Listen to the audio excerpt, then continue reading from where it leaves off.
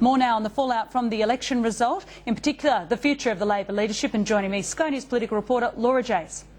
Thanks, Selena. And joining me now from Melbourne is Labor MP Kelvin Thomson. Kelvin, thanks so much for joining us. Looking at this election result, what do you put it down to? Is it the 3 years of disunity, and do you think the campaign was run effectively? Laura, first I want to thank the people of Wills for the strong support that they've given me throughout the campaign period. This morning's Electoral Commission data suggests that Wills has the strongest two-party preferred Labor vote in the country, and I really appreciate that vote of confidence in me, and I'm very determined to provide the electorate of Wills with strong advocacy and strong representation. In terms of Labor's problems, we engaged in strong economic management. It was not in terms of our economic management, but we certainly had problems in terms of our political management, and they go to both the leadership and to policy. Over the years, there has been a steady and relentlessly increasing drift of power away from ordinary members of the electorate, away from members of political parties, away from members of parliament, away from ministers and shadow ministers towards party leaders, and this idea that everything is about the party leader, the search for a messiah, leads to poor decision making with only a handful of people being involved in decision making. So I think that's turned to be a real problem for us, and I think in terms of policies that we need to have policies which are in touch with what the voters want, and we need to be a middle of the road party, but being a middle of the road party means listening to the voters on things like population growth, migration, planning, foreign ownership, live animal exports and the like. If we listen to what the voters want, we will be in a better place. I'll get to policy in a moment, but Kevin Rudd did run a very presidential-style campaign this election. Was it the right strategy, and do you think the party made the right choice to go back to Kevin Rudd and dump Julia Gillard? Well, in terms of making the right choice, this is a hypothetical question, essentially. Our political fortunes did improve over the course of the last couple of months from where we were at the time of the leadership change. In terms of presidential campaigning and presidential politics, as I've just indicated, I think that is a bad idea. I think the whole idea of the leader as a messiah making all the decisions is fundamentally undemocratic.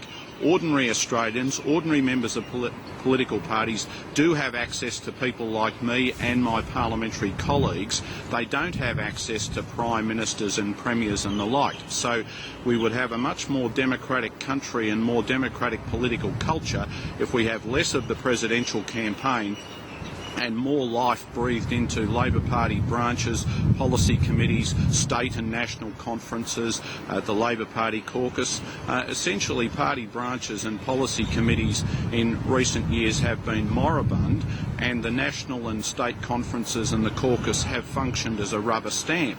So we need to have less of leaders making decisions and announcing them, and more consultation with ordinary people. Was anyone consulted about Kevin Rudd's Northern Australia plan, the decision to announce during the election campaign the move to Garden Island? Were they some of the mistakes of this campaign, do you think? Well, I don't know who was consulted in relation to those things, and as I'm indicating to you, that's part of the problem. In relation to the Northern Australia plan, I thought that was a very ill-conceived idea and a very poor piece of policy, and frankly it's things like that which have caused me to make the decision that I won't recontest, or I won't contest the Labor front bench. I was a shadow minister for 10 years prior to 2007, so I've been there and done that, and in my experience, being a member of the front bench means that you're not allowed to speak on areas outside your portfolio responsibility, and even when you do speak on these things, you can't say anything without having it approved or cleared by the Leader of the Opposition's office. So I think given the problems that the world confronts now, the problems that Australia confronts now in terms of rapid population growth and climate change and the loss of habitat and war and poverty, all sorts of things that are impacting on the world and impacting here in Australia, I want to be someone who can speak out on issues rather than find myself in the situation where these things are announced and you're expected to go out and defend them. Who will be the best person to lead Labor into the future? Do you think Bill Shorten and Anthony Albanese, are they your best two choices? Given, Laura, that I've just been saying that we spend way too much time, not just the Labor Party but the whole Australian political culture spends way too much time obsessing about leadership and too little time focusing on policy and ideas and on issues, you won't be surprised that I'm not going to be drawn on that. It's a matter for the Parliamentary Labor Party to decide who the next leader will be. What I think is that whoever the next leader is, I give them some advice to do less. Don't try to dominate the media cycle 24/7. What you need to do is to make fewer announcements, but make those announcements the right announcements and spend time on implementing our ideas properly.